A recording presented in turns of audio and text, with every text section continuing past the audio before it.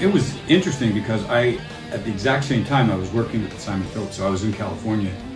Simon, who was actually overseeing this project and producing the Darwin project, asked me if I wanted to be involved in it.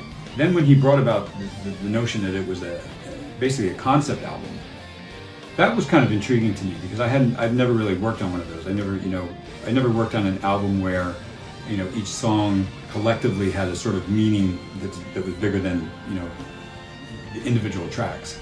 I just thought that would be interesting, and I thought it would be cool. And when I heard some of the stuff when Simon played it for me, I thought, wow, okay, this is interesting.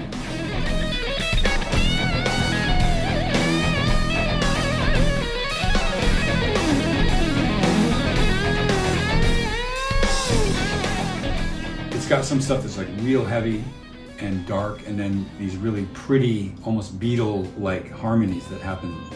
So I don't know, there's the meeting of these different musical worlds, which I thought was cool.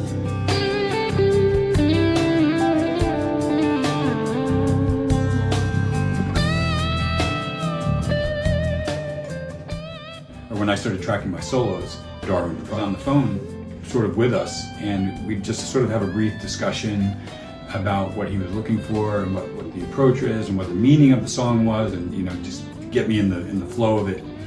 And then in this modern age of recording, it was nice because I would record something and then like immediately we'd send it to him.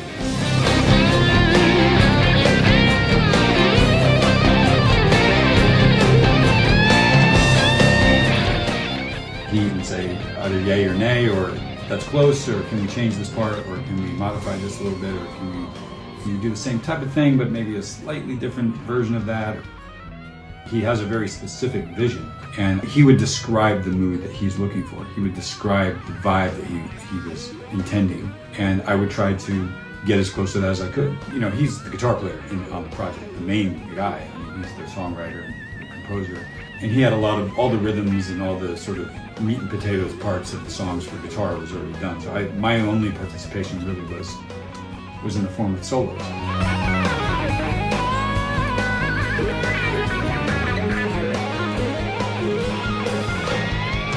And I sometimes work better when I'm directed because, look, it's like an open canvas, right?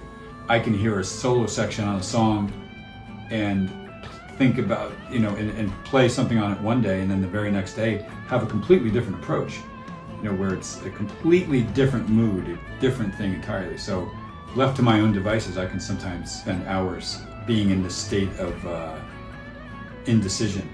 So it's nice sometimes when you have someone that's saying, I need this, I want this, and they sort of give you the parameters and they give you the boundaries.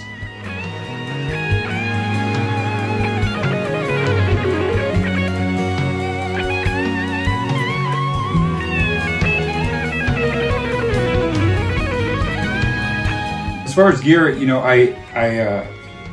I pretty much have my deal with Kiesel, so I had a couple of Kiesel guitars with me, but my signature guitars are essentially 24, offset double cutaway, 24 fret, cool guitars that kind of resemble Stratocasters, but usually I have a humbucker.